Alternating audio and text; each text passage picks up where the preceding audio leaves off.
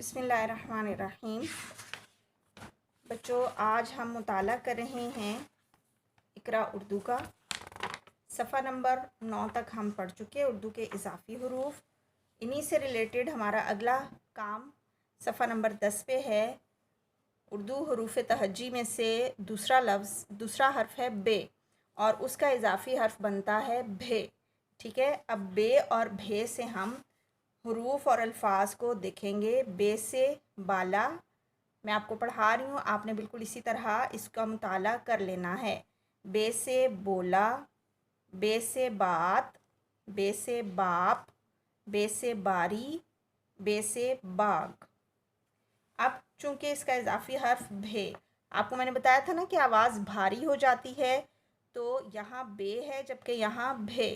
भे से भाला, भे से भोला, भे से भात, भे से भाप, भे से भारी, भे से भाग।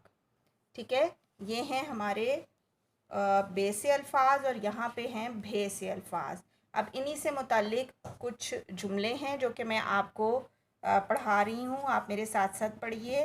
भोला बोला, भाला लाओ, भोले और बाप के लिए भात लाओ, भोले अब मेरी बारी है, बाबा मेरा बस्ता भारी है, ताज़ा भात से भाप निकल रही है।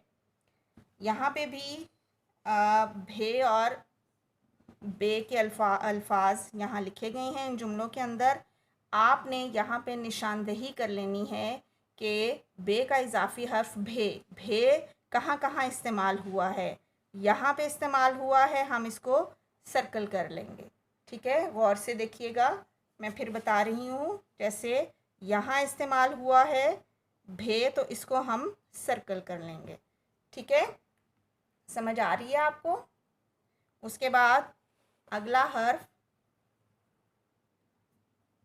यहाँ इस्तेमाल हुआ है भोले में, इसको भी सर्कल कर लेंगे।